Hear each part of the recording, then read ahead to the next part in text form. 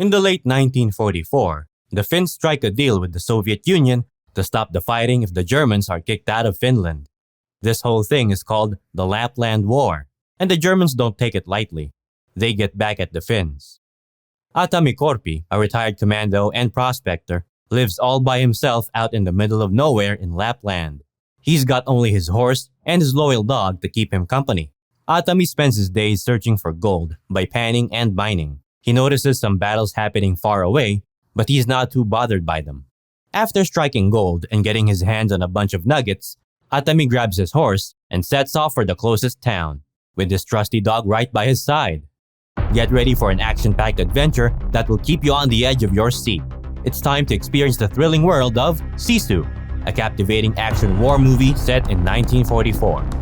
Don't keep this epic cinematic journey to yourself. Spread the excitement among your loved ones because Sisu is a must-watch for fans of adrenaline-pumping action and war dramas. Prepare yourself for an immersive movie experience. Grab your popcorn, fasten your seatbelt, and get ready to be immersed in the incredible world of Sisu. Get ready for intense action, gripping moments, and a story that will stay with you long after the credits roll. On his journey, Aatami bumps into a bunch of 30 German soldiers from the Wehrmacht. These guys are led by this ruthless SS Obersturmführer named Bruno Helldorf. And he's got his sidekick Wolf tagging along. They're wreaking havoc as they retreat, wrecking settlements and even taking some Finnish women as prisoners. Helldorf doesn't pay much attention to Aatami though, and lets him pass without a care. Not long after, Aatami runs into another bunch of soldiers who catch sight of his saddlebags loaded with gold. They're all set to kill him and his dog and take the loot.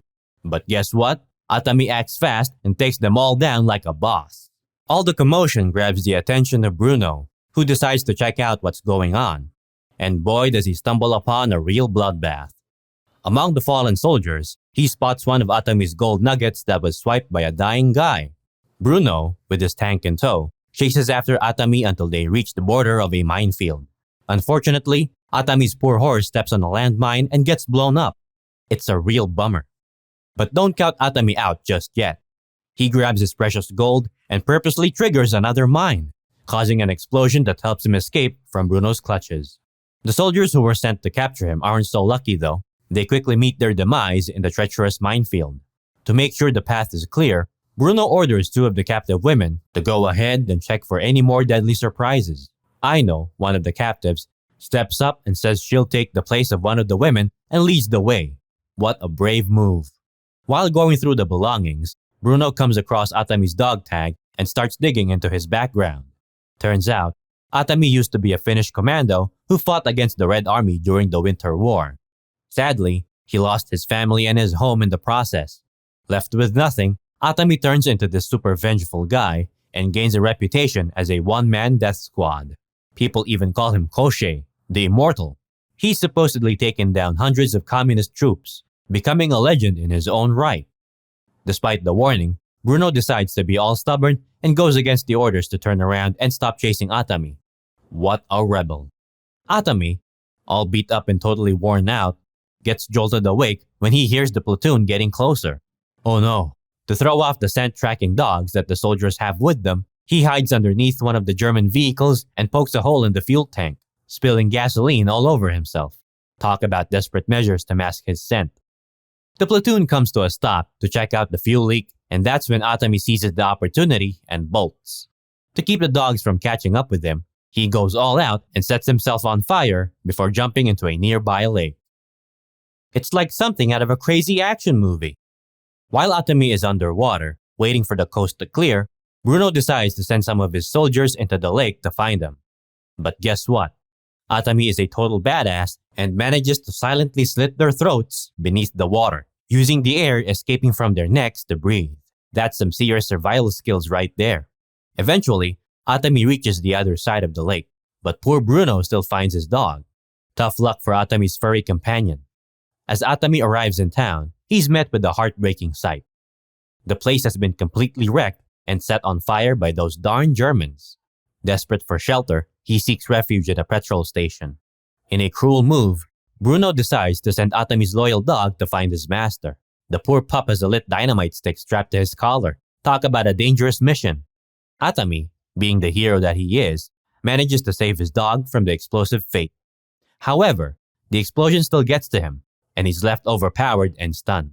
To make matters even worse, Bruno, Wolf, and tank driver Schutz decide to hang Aatami from the petrol station's sign.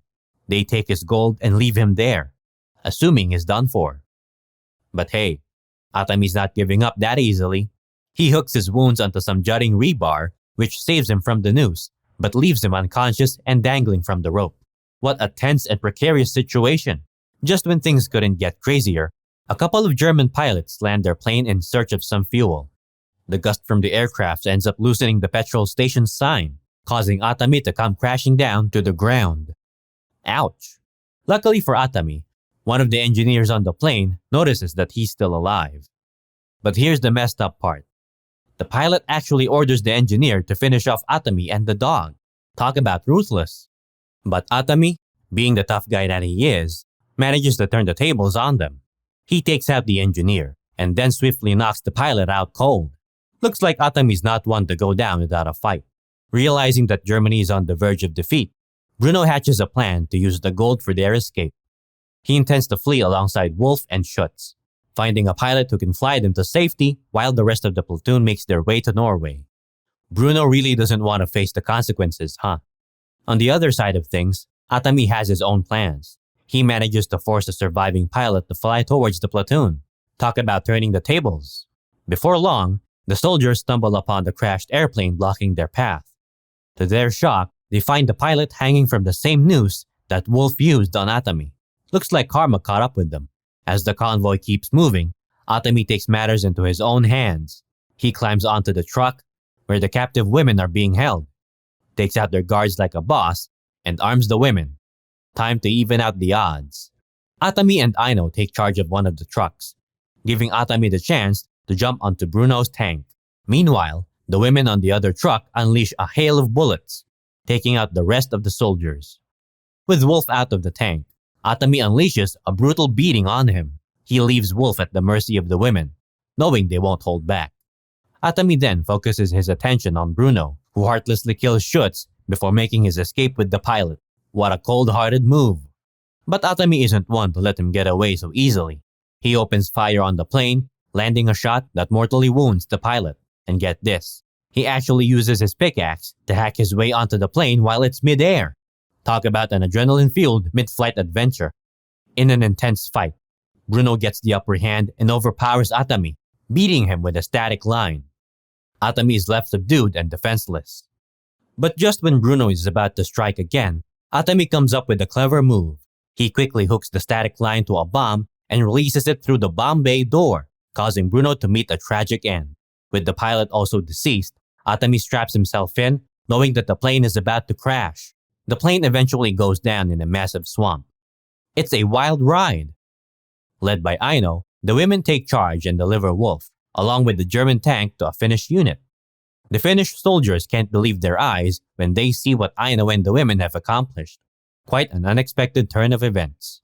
Against all odds, Aatami miraculously manages to crawl out of the swamp, reuniting with his loyal dog. They embark on a journey towards war-torn Helsinki. Despite being covered in blood and beaten up, Aatami musters the strength to enter a bank. Inside, the other customers, all looking sharp in their fancy outfits, can't help but stare at him in amazement. It's like they've never seen someone quite like him before. And then, in a surprising turn of events, Aatami finally speaks for the first time in the entire movie. He approaches the teller and dumps his gold nuggets on the counter.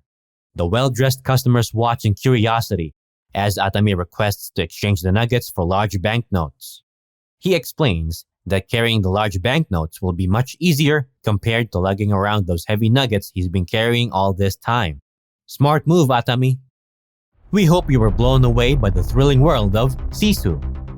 Don't forget to show your support by giving the thumbs up and spread the excitement with your fellow action and war movie buffs. Trust us, they won't want to miss this heart-pounding journey.